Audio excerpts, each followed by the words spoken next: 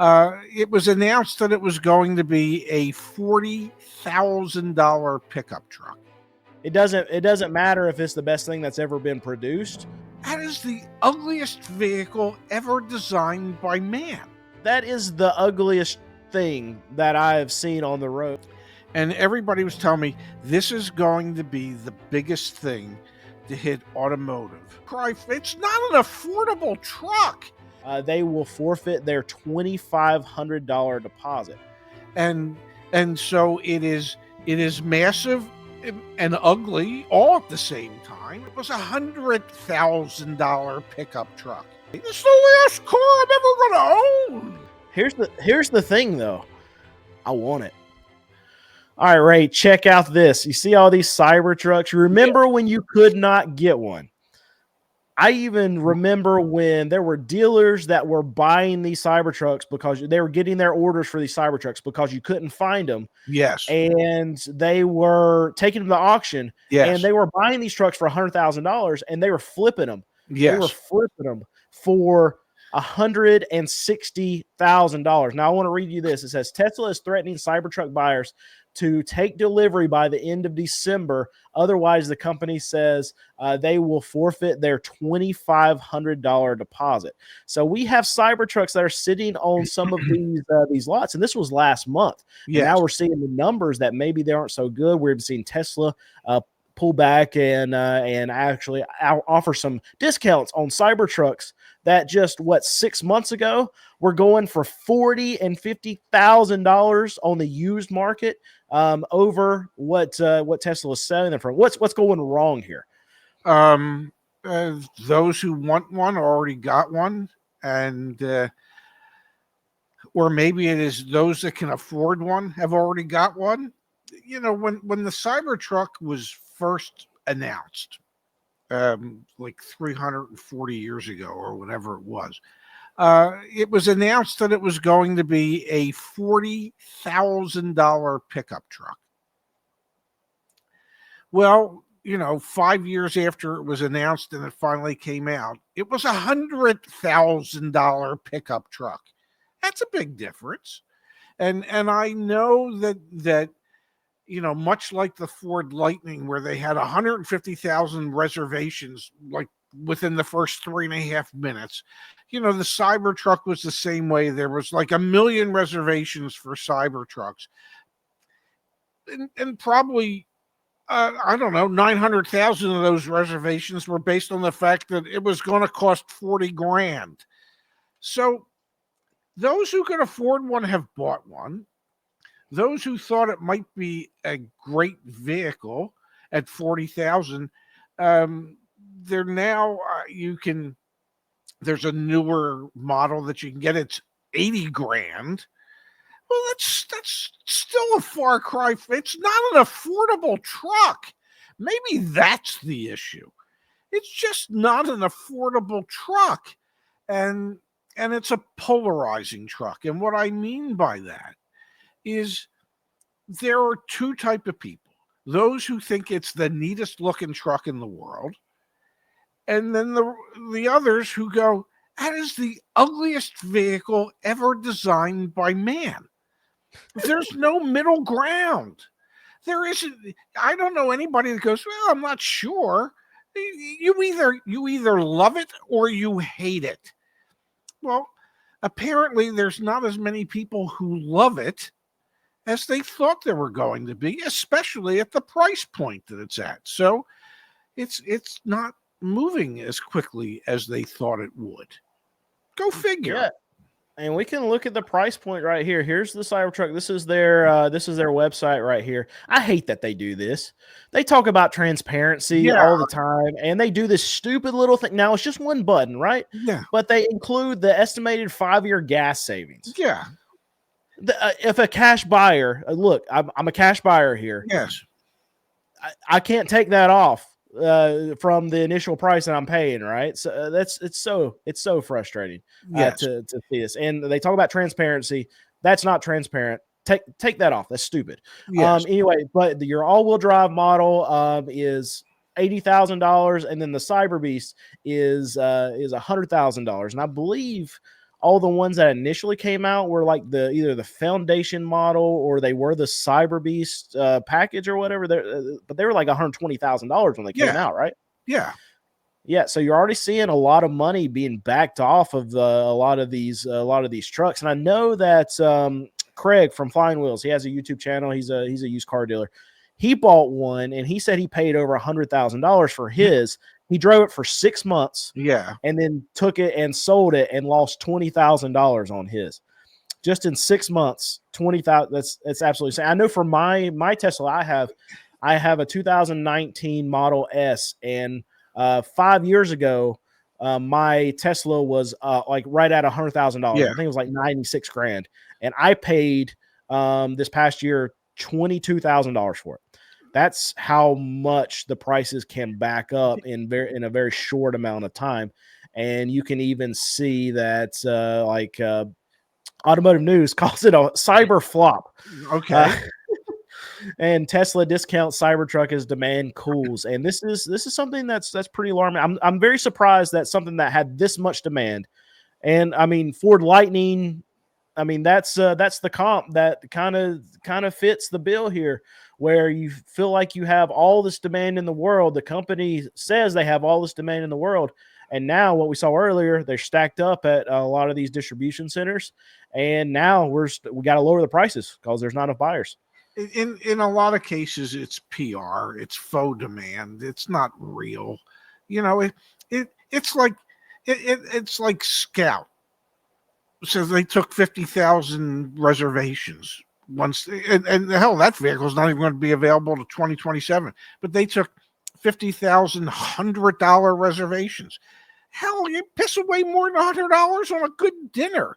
So sure, I'll give you $100, and sure, it looks good, and then when push comes to shove and it's time to buy the thing, I'll say I want my $100 back. I'm just curious, as the fellow that lost $20,000 in 6 months, did he make that up in fuel savings? No, it says you only make $5,500 up in fuel savings. 5 So years? half of that. Oh my God. It just wasn't worth it. I just, I remember having the conversation with Farzad when the truck was first coming out. And everybody was telling me this is going to be the biggest thing to hit automotive. And I, being the contrarian that I am, I said, this isn't going to sell all that well. There's only a certain percentage of people who are going to find this truck appealing. Okay, who have the wherewithal and the desire to own one of these. And I think the reality is that the vast majority of potential truck buyers is proving that they're not that interested in them. Okay, it was, when they first came out, it was like, I want to be the guy that owns one. And now that that's worn off, it's like most people don't want them. Yeah, so whenever they, or right before they were coming out, me and Farzad had a very similar discussion. I guess he had both of us on his channel right before it happened. But he told me, he said, Brandon, I guarantee you that you will be driving one of these. I said, Farzad, have you seen it? I mean, that, we'll just take us off the screen here. That is the ugliest thing that I have seen on the road. And I mean, when I see it on the road, like, they're always filthy too. You can't clean them. If one person touches it, that fingerprint, that handprint is on there forever. And I've even seen that you got to clean it, like that metal that's on there. You've got to clean it with like WD-40 to actually get it really, really, really clean. And it's just like a big refrigerator just coming down there. That's huge. That's cool. I like big vehicles. That's cool. The shape of it is weird. The way it looks is weird. The metal is weird. From what I've seen from other videos on YouTube, you shouldn't tow with it because you can just rip the whole back end off of it.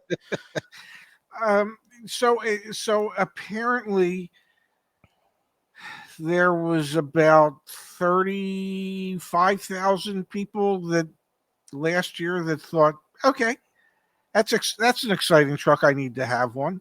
And the rest of the truck market was, and even if you consider the Ford Lightning, so anyone else that was considering an electric pickup truck, when they had a choice between a Ford Lightning and the Cybertruck, about the same number of people chose the Ford Lightning. So, if people have a choice, and apparently they do, the choice is not to go with something that is as polarizing as the Cybertruck is. It is. It has the look of a vehicle out of Mad Max Beyond Thunderdome, for goodness sake. And I would hope we're not there yet as the world goes by, So I don't know. I don't get it. I didn't get it when I first saw it. I thought it was ugly the first time I saw it. When I saw one in person here at the shore, I was shocked at how big the damn thing is. I mean, it's massive. And so it is massive and ugly all at the same time. And it's like, I don't know that I would even ride in one. I don't know that I would want to have my picture taken in one. It is, it's I don't know. I don't think it's going to be nearly as successful as so many Tesla fanboys suggest. All right, new channel right here. So if you haven't already, please like, subscribe. It's free for you, and it really helps us out. And if you don't think enough of us to like or subscribe, then, well, don't like or subscribe. Either way, just watch. Damn it. So I put out a video. I did a reaction. What that footage that you saw earlier in the video is from a YouTube channel called Rev Nation. I asked him to make sure I could use the footage or whatever. He was fine with it. But when I did this video, I got tons and tons of comments saying this exact thing is what's down in our chat, is that Cybertruck outsold the Lightning in its first year. And I would freaking hope so, because Ford sold 3 Lightnings. Yeah, so yeah, if they're not outselling the Ford Lightning, then the whole company's in trouble, because Ford is definitely in trouble right now with the amount of Lightnings that they have that they can't sell. So yeah, they absolutely did, and I would hope so, because if not, there's a big time problem. And both the Lightning and the Cybertruck, both of them had gazillions of reservations when they were first announced. And both of them have struggled to live up to what all those reservations were. So there was a lot of hype surrounding both of them. And I would go so far as to suggest that both of them have been flops. Okay? The Lightning for sure has been a flop. And I believe, based on what the expectations were for the Cybertruck, that's been somewhat of a flop. There's just a limited supply of people that have the wherewithal and the need to have something that looks like that vehicle. And here's the thing, like, I feel like Tesla could have really knocked the cover off the ball with this. If they would have made it look like something that a truck buyer would want to buy, if they would have made it a functional kind of thing that truck buyers really need. So there's so many truck buyers out there. Now, they're not going to get all of them, because there's just going to be guys out there. They're going to look at an electric vehicle and they're like, I ain't driving no robot car. Like there's a segment of the population that's going to do that. This is not the population that we're going after. We're going after the people that are going to be open to actually buying an electric vehicle, which is a large portion of the population. And I know it's going to be difficult for Elon to come out with something that looks kind of boring, but if they would have been able to do that and provide it for a price point that people could actually afford, even if they got it down to like $45,000, $50,000, $55,000, I feel like they would have absolutely crushed the market. They would still be selling them like crazy. I mean, the Model Y, the most popular car in the world, the best-selling car in the world, right? So they could have done something like that with this truck, and they decided, no, I want it to look like a triangle and be awesome, and let's just make something that's functional. If they could do that, I have hope. I have hope that Tesla could learn from this, learn that it's probably going to be a flop, and hopefully they come out with something in the near future that looks more functional, that looks more like something that somebody can actually put to work. If they could do that, then I think they could do an absolute outstanding job with an electric pickup in the future. I will tell you this, in in my little limited area here around Atlantic City, I have seen more Rivian pickup trucks than I have seen Cybertrucks. And I don't think Rivian has produced or sold nearly as many Rivian pickup trucks as Tesla has produced and sold Cybertrucks. A Rivian looks like a utility vehicle, something that you could really use as a pickup truck. And I agree with you. The Cybertruck doesn't look anything like that.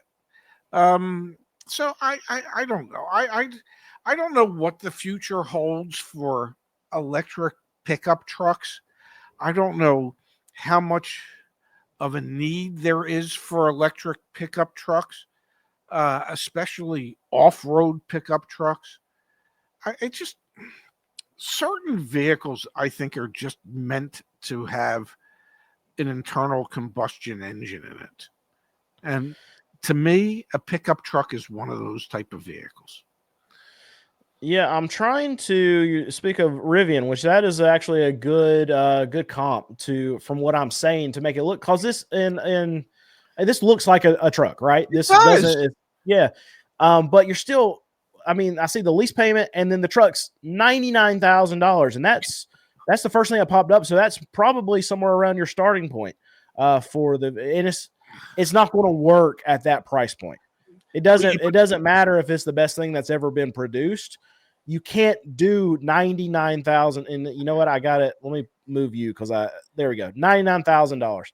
So at that price point, you can't do anything mass scale to the market because the market cannot afford a $99,000 truck. They can't afford $50,000 trucks right now. Yeah, but the good news is that one that you had pulled up, that'll get you from 0 to 60 in 2.9 seconds, because God knows who doesn't need to get from 0 to 60 in 2.9 seconds. I mean, we all do, don't we? Yeah, which is crazy because that's what my Model S does, and that thing flies. I can't imagine doing that in a vehicle that weighs as much as that truck does. And you think it would handle as well as something that should go from 0 to 60 in 2.9 seconds? Probably not. Yeah, I would think not. I'm just thinking, there's certain things that we have no need for, and a pickup truck that can go from 0 to 60 in 2.9 seconds. That's one of the things that we don't need. The world can get by without that. Just can. Here's the thing though. I want it.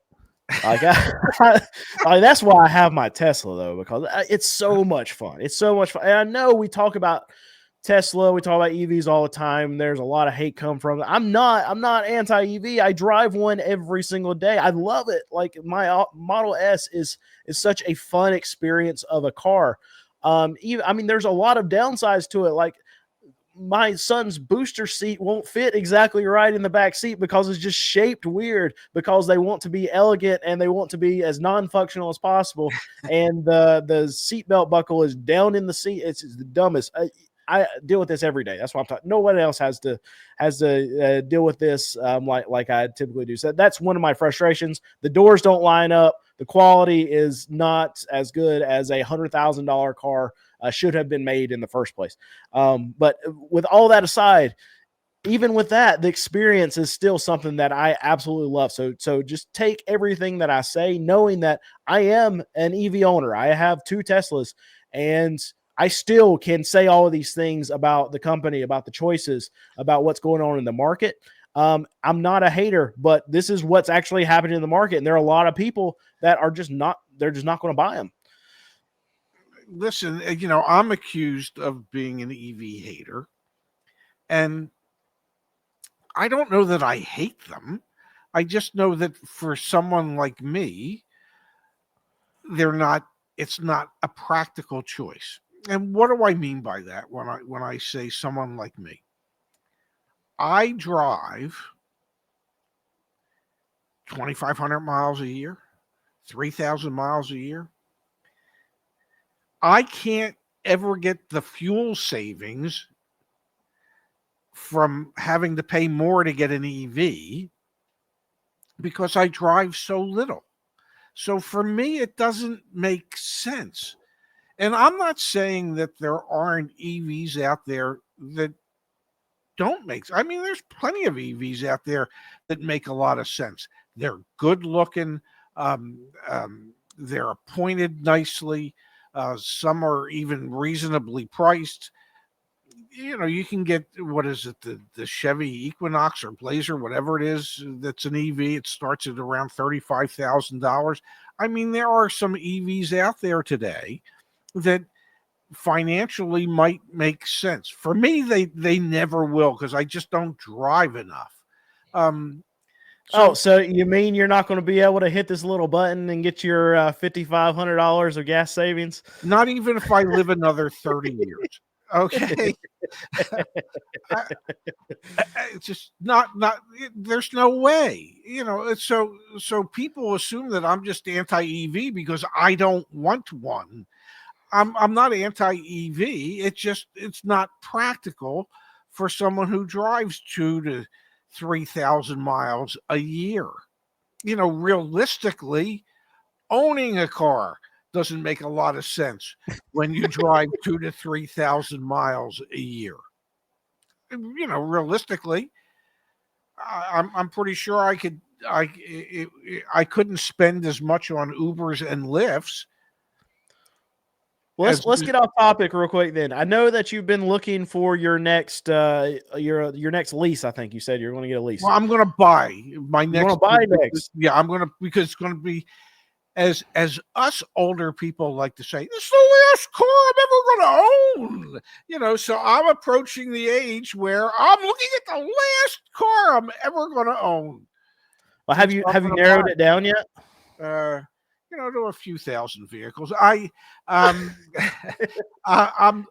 thinking along the lines of a Mazda CX-30 or a Mazda CX-50 or a Subaru Crosstrek